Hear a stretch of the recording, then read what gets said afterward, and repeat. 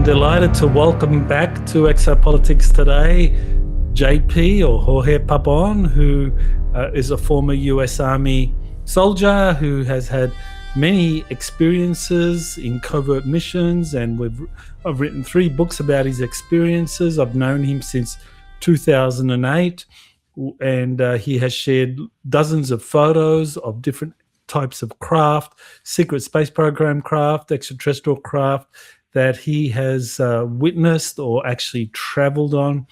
And so I'm very happy to have him back to share another update. You're listening to Exopolitics Today with Dr. Michael Salla, your source for the uncensored truth regarding the human, extraterrestrial, global, and political agenda. Click the like button and subscribe to this channel. And now, here's Dr. Michael Salla.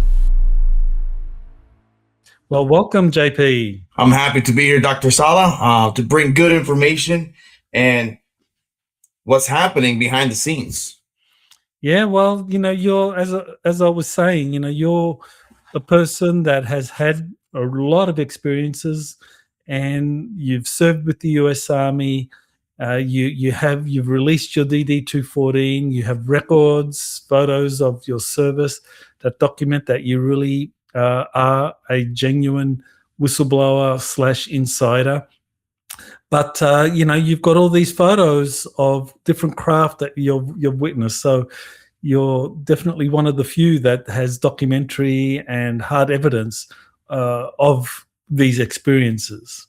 Yeah, there's a lot of people in Congress that are trying to reach out. I'm not gonna say his name, but I'm gonna set up a meeting with a congressman here in the state of Florida, and we're gonna talk a little about what's happening behind the scenes.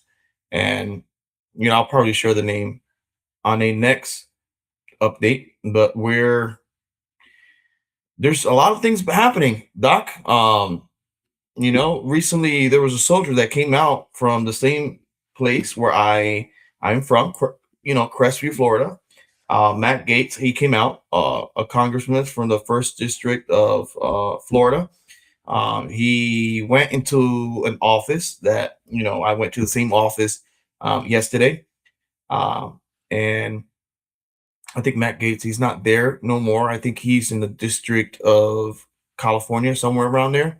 But now there's a different guy here. So he's interested, and I send him an email, and let's see what happens from there. But I just want to confirm that I think I know who this soldier is, and he was going to probably be in our channel, in your channel, Doc, on exopolitics.org, to talk about his experience, but he decided to go a different route. You have to respect that when people go a different route. It's because, they really care about their safety and all that, and you got to respect that. I think I probably know who he is. But so it's anonymous, similar to how I was anonymous when I first came out. So for people that maybe don't know, what JP is referring to here is Congressman Matt Gaetz doing an interview where he discussed a whistleblower that came to him and told him that the U.S. government, or the Pentagon, is involved in a genetic experiments where you have extraterrestrials, producing offspring with humans, creating hybrids.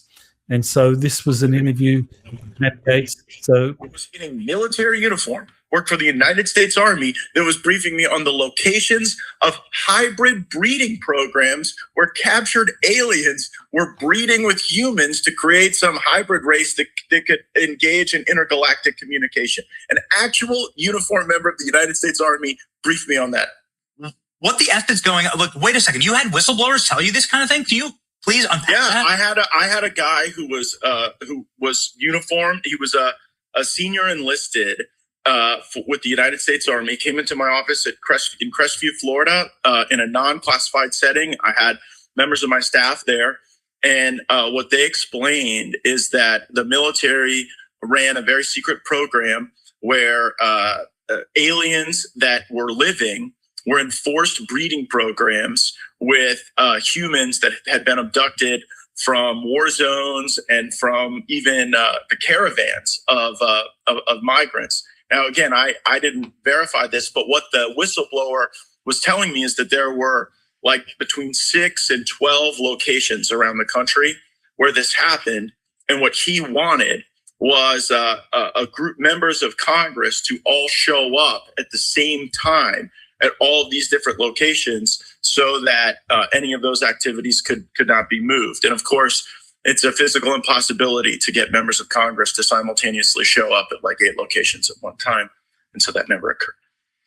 What do you mean non-human biologics? Like this? Well, that was the testimony of David Grush before the House Oversight Committee, which I joined. And the testimony was that in crashes of craft that had been recovered by the CIA and through a special program that the CIA had for crash recovery, that it wasn't just, the hard materials, it was also biologics, but that they couldn't identify a human source of those biologics. In the public, I mean, I had someone come in. Yeah.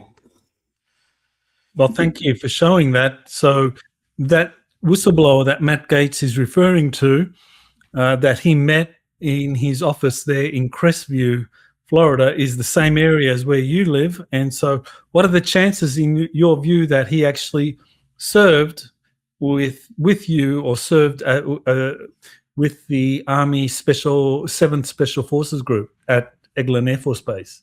So people need to understand the location also. The location of Crestview is actually, 25 from that office where he met with Matt Gaetz. From that office, it's 25 minutes away from 7th Group Special Forces Unit.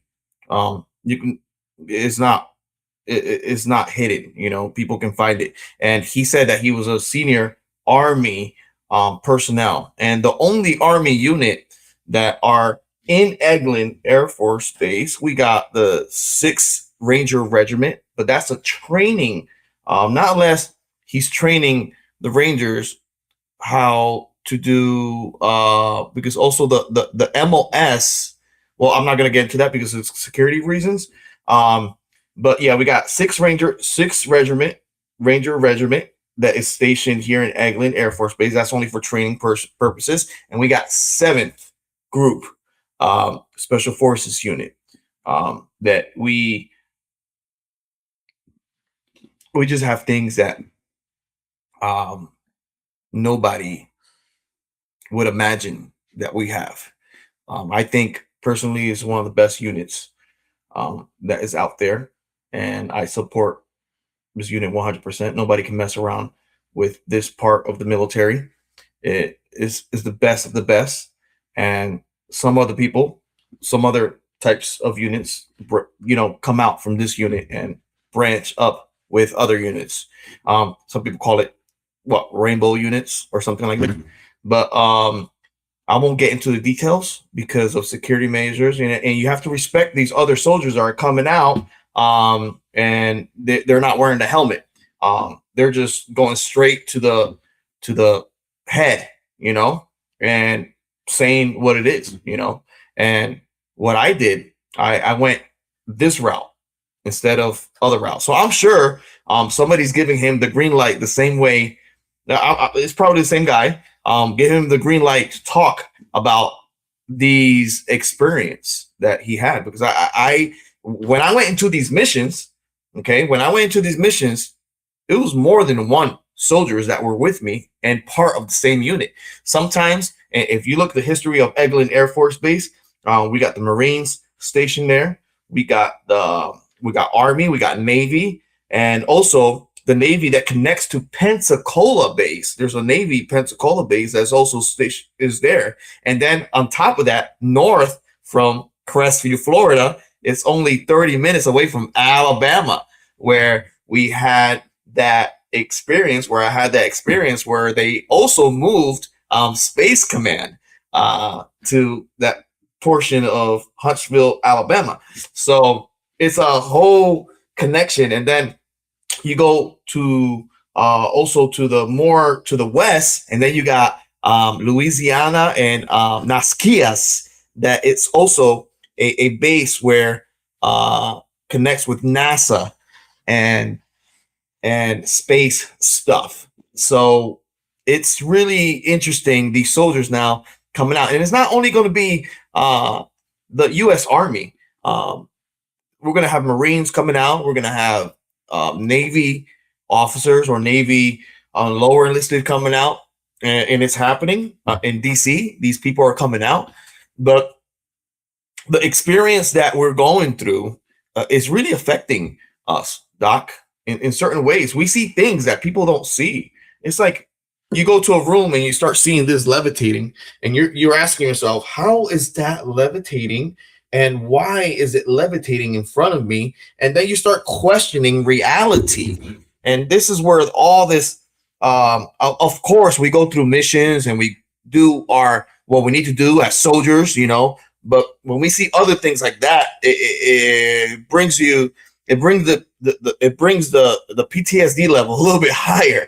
So they need to find out and pick certain soldiers that is not going to take it as much to the heart. And I think that's one of the reasons why I went through these experience and through these missions that we have it in the books that you have wrote. And people can pick that up on exopolitics.org. You have all three, U.S. Army Insider 1, 2, and 3. And it's good documentation of the experience that I have been through. And it's kind of good because right now other soldiers are popping up talking about these programs and talking about these hybrids and, Nordics and portals. Well, I think of one of the missions that you had, or one of the experiences you described at Eglin, where there was a group of, I think it was it 3 Nordics that arrived, and you took them to a particular facility at Eglin where they were like assimilated, and you were part of a team. I think it was 4 Nordics and 4 soldiers, and you guys accompanied them. That's right. And so they were being assimilated, but they could also have been used in this breeding program too. Of course. They don't get much into the details. When we go to these missions, we just have to do what we're told because we're over enlisted. Protect this person, protect this Nordic, protect this whoever it is. And let's take them to this location and let's just be with them because they can't just tell a soldier that just entered to the army that never been through the experience. He's going to go nuts if he ever sees it. See, I think they pick people that have been through experiences. In 2008, I called you in July. I called you for the first time and I said, hey, Dr. Sala, I've been through an experience that really changed me in Goiânia, Brazil, in a farm, and I interacted with a spaceship with a UFO, and Nordics came out and they started downloading ideas in my head. So, we got 3-letter agencies that always know what you're doing, always know where you're at, and they're always following you. And we have the white hats involved protecting you. And these soldiers, I kind of understand where they're coming from. They're scared. They're scared to come out. But as we know, the Department of War is gathering together certain people, and they're gathering people that have been through these experiences. And that's why I'm right now making the rounds to talk to this congressman. You know his name. I send you. But for now, I'm going to leave that in wraps. So I'm going to connect with him, and of course, I'm going to share with him about the books, about what I've been, sharing, and he's probably going to want to know who's giving me the green light, and maybe if I get subpoenaed, I'm probably going to have to say who it is, not unless they don't want me to, So it's what's happening overseas. And that's the main thing. They're trying to protect these Stargate technologies, Doc, and the other people. They're trying to destroy these technologies Okay, they're trying to destroy these technologies, and we're trying to stop this to happen. Because if they destroy that, they're going to destroy things that we don't want to be destroyed. We need this to connect to these ETs, and some of these ancient ETs is where they come through, and certain animal species on Earth that connects to other. It's similar. It's so similar to like Stargate SG-1. Like it's like cut and paste of the situation that is happening. But it's not only in the United States. There's other countries like Israel that probably has this technology as well, and they're protecting it. They're protecting it because other people, because of religion, they're destroying it. And for power, for the other person not to have power, they're destroying these technologies, and we can't let that happen or let this technology fall in the wrong hands. So, I mean, on the topic of Stargates, then, what do you know of Stargates in Iran and that being a factor in the Iran war? Well, we have been back engineering for years certain types of Stargate technology. Okay, this includes the traveling through portals to go to different times.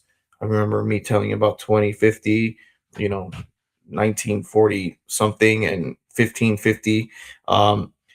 We have developed certain technologies that connects to different time, and also we have created backwards engineering certain Stargates that we have ships. I saw in a hangar, I saw a massive Stargate. Okay. And I saw a ship preparing to take off, going through this Stargate that you can see the stars in the other side. I don't know what constellation or where they were going, but I guess they copy and paste the technology, and they made it to a bigger sense. And I think other like Russia and China have developed this technology as well.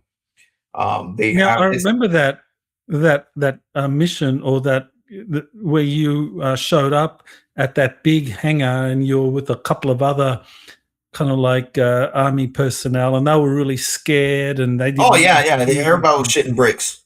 But you were there, and you saw it, and this was again at Eglin Air Force Base. We can say that now. It was, and I don't think it's there no more. These Stargates, they have the ability to break them down and make them travel in different pieces and put them back together in different locations.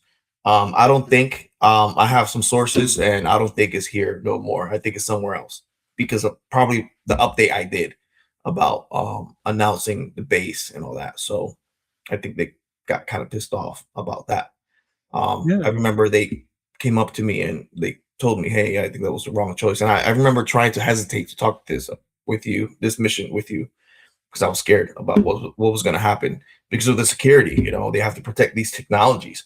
But what we are finding over there in the Middle East, not just in Iran, Iraq, Afghanistan, they're finding these portals or these Stargates and these sarcophagus that have a shield of warping technology that when you look at the road, and the road, you see that it's burning, and you see that wave coming out from the mirage wave coming out from the road. So the same thing you see on top of these sarcophagus protecting these giants that were in stasis in different parts of the regions of the Middle East. Okay. And also in Mexico, in Florida, and also Venezuela. They're finding these sarcophagus with this shield thing that time runs different there. For the giant, probably time is probably 8 hours, and then for us it's like what, 30 to 40,000 years that have passed. So imagine you being a giant, right? And they put you in this nice temple in stasis, right? And you wake up inside a cave, and it's all broken, and you're gonna wake up with anxiety. You're gonna wake up so scared. So you gotta imagine the side of these giants, how they're waking up and they're seeing everything, how it's different. They probably don't comprehend what's happening, and then that's what I think happened with that situation with the giant of Kandahar. That interaction, they woke up and they were like, "What the hell's going on?" And the Marines and the Green Berets, they started attacking this giant, and this giant killed one of them with a spear, and he had this metal 300-pound chest metal thing that they could not penetrate him, and he weighed like 1,200 pounds, and he stunk like horse manure. But now we're finding these, because we have satellites that can pick up on different types of energy. Okay, from up above, we can see certain kind of. It's not like heat signatures. It's more like it's a type of energy that we can see from above, and we know the locations of these, and other people want to protect these or destroy them, or back engineer these technologies. So it's not just nuclear weapons. It's way more behind these missions. Well, I mean, definitely there's a lot to the Iran conflict that is relevant in terms of these giants and Stargates and so forth. And so, a lot of people have been speculating about why the US went to war in Iran, and some say it's the oil, some say it's to stop the nuclear weapons. But in your view, I mean, is it this kind of like Stargates, giants? Is that more the reason for the war? I think this is for the control of different worlds. Doc, it goes way beyond. This connects to other realms, other interdimensional realms that is intertwined with our Earth. So these portals or these gates, they probably put you on a different timeline or a different frequency that is still on Earth. And whoever control this and the other people that live beyond those frequency, it could be, or they're trying to prohibit it, some other entity to enter back into our realm that can harm us. This is where we get into the Watchers, and where we get into these interdimensional angels and demons type of things. We're probably protecting, not too long ago, in Switzerland, for the first time, antimatter was driven to one side to another side, for the first time, antimatter, so there's a lot of things going behind the scene. And today's April Fool's, right? And guess what's blasting off today at 6:24 p.m. Oh, so there's a lot of things going on. What we're going to find in this 10-day mission, or why they scratched it, and after Trump said, hey, we're going to release these files and we're going to have this guy involved, and now we're going back to the moon. They keep saying, we're going to the moon, we're not going to the moon, we're going to the moon, we're not going to the moon. Who are they trying to confuse? Or I'm sure they're trying to confuse the black hats, because the black hats don't want this to happen. Because once we go to the moon again, this closure. I know it's going to take 10 days. It's slower, but we're still going to the moon, and what we're going to see there, it's going to shock a lot of people. Now there's portals to the moon, right? I mean, you're aware of these arcs. Yeah, these arcs have these portals that connects to the moon, and other portals around the Earth that connects to the moon as well, in Antarctica. So this technology is also connected. It's connected to the fusion or orb technology. You remember that flight that disappeared with these 3 balls that went around them, and the Malaysian airline 370. Yeah, it connects to that technology. We know there's a lot of things happening right now behind the scenes, that there's people hiding or disappearing. Yeah, well, I mean, there's that General McCaslin from the Air Force Research Laboratory that's missing, and people are wondering if that is just merely an example of someone being silenced because he was a likely witness to UFO related events or technologies. So do you think there may be a portal factor in the disappearance of people like him, high level people? I think there's something going on, Doc, that I think there's like how can I put this? When there's a hijack, I think there's if you don't do this, we're going to do this. If you do that, we're going to do this.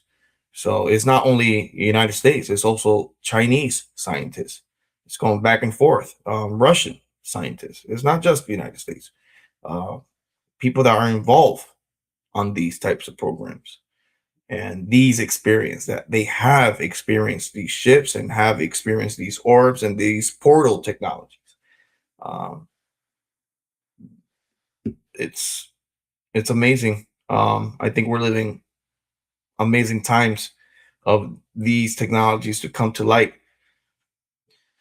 And it's scary. It's going to be scary for a lot of people. And I keep telling you this, it's going to be scary when they find out about this realm that is unseen. It's going to be scary for a lot of people. Mm-hmm. Now, I know you've been on many missions and encountered Stargates and portals. Now, have you actually traveled through them? Do you remember traveling through them? I know you've seen them, but have you actually traveled through these portals yourself? Not that I remember, no. So I couldn't tell you. The closest experience I ever had is when the Aztecs, Indians, were going into these portals, and we were close enough to feel your body feels like a magnet. Your whole body turns into like a magnet, and you feel like you're getting pushed in, like your whole body is getting pushed into this portal. And we started doing the chain and holding on to each other, and the Indian Aztec, they just kept dancing in Akuria Mate, dancing into the portal and happy. And we're like, okay, you guys can go and we'll come back for you. But I never, and I was approached to do a mission on that time. I call them portals or time, whatever you want to call them. But yeah, it was like there's smaller, there's different sizes of Stargates or jump type of rooms that people talk about. Right. Yeah. I remember you telling us about the 4 kind of portals into different time areas, and like 1550, 1945, I think it was, 2050 and 2075, something like that. So I was doing research on that 1550. And what's so important about this 1950? In 1550, I was doing research, and I said, whatever happened in 1550? And do you believe that I found that war that happened in the 1500s in Germany, is registered that there was a war with UFOs in that year, in the 1550s. Do you remember that document that ever came out about that?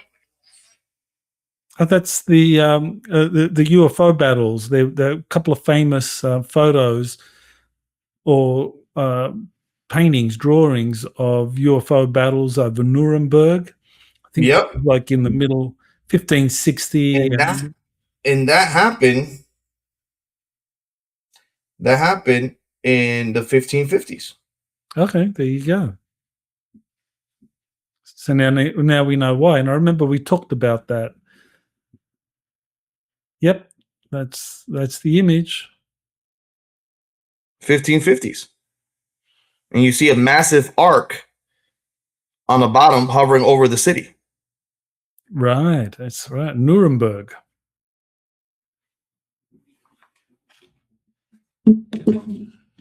Okay. So I think a lot of things are going to be revealed soon. Let's see how this mission goes. I hope everybody can see in the state of Florida this mission, the Artemis, that also connects to the Artemis Accord. That what you said I think a year ago, talking about the Artemis Accord, about how all these nations are involved. Right? Over 60 nations are now have signed on to the Artemis Accords. Yeah. So, yeah, that's it. I'm just giving my 2 cents about what's happening, and I think it's about technology. I think it's about different types of technology that we're over there for. And of course, there's people in power that can't be in power because of this. Mm-hmm. All right. So what you're saying there is that the kind of unspoken reason for this military campaign against Iran is that there's these hidden technologies, portals, and giants, and so forth in Iran, and that the people in charge of Iran are really not responsible, that they would use those technologies for negative purposes. And so the war has been waged because the US military, the white hats, really need to get control, put their people into Iran to take control of these hidden technologies. But of course, everyone is kind of being brainwashed into thinking that, well, this is an aggressive war, that the US is doing this just because they're a lackey of Israel. It's all about promoting the Greater Israel Project and has nothing to do with stopping nuclear weapons and stopping violence in the Middle East. But in fact, when we're talking about the exopolitical factors, then we have justification for why the US is doing this. Yeah, and it's sad sometimes because I think even high people don't know what's going on. There's people pulling the strings of certain things that they know of, and it's kind of tough because I know Trump is doing a good job. I know that for a fact. I know people have their opinion about the commander in chief and all that, but I think he's doing an excellent job as the president because I think he's been read in on certain things that, I think he's still, and it involves spiritual and interdimensional things. And I know that he knows. I feel that he knows. So that's why he's doing what he's doing. And there's things that people need to understand. I've been in the military. I have served in the military. I have been to places that are can be classified for some reasons for protection of this country, and there's a lot more that the eyes don't see, and it's sad, but everything is connecting.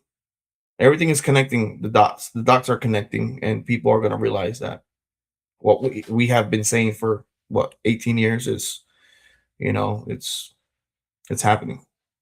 Mm.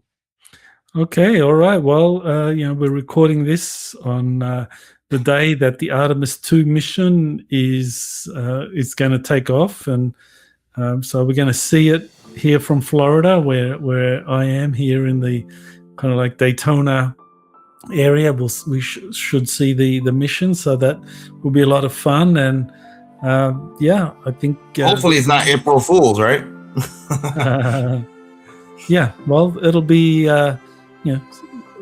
publicly it's being advertised as the kind of like the return to the moon. NASA's sending manned spacecraft to the moon or travel around the moon and back again, but they're going to set up a moon base, and so in the few years ahead it'll be manned bases on the moon, and maybe they'll disclose some of the truth what's happening up there. But right now it's all about these portals. That's really the important thing. Yeah, portals and these contact that we're having with the Nordics and other ETs. Right. Any final words? Yeah. Always carry the love frequency. You're always being watched.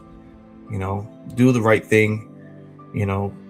Call your mother and father if you haven't called them. Call your brother and sister if you haven't called them. Your son or daughter if you haven't called them. Always have a good communication with your loved ones. There's a lot of bad things happening around the world. So stay connected, and stay connected with your inner self and that love frequency. Akuria Mate, heaven to earth. Thank you, JP. You have been listening to Exopolitics Today with Dr. Michael Salla. Please remember to like, share, and subscribe to this channel. Join or start a conversation in the comments. Take the time to explore the vast library of best-selling books, webinars, and podcasts by Dr. Salla. Visit exopoliticstoday.com.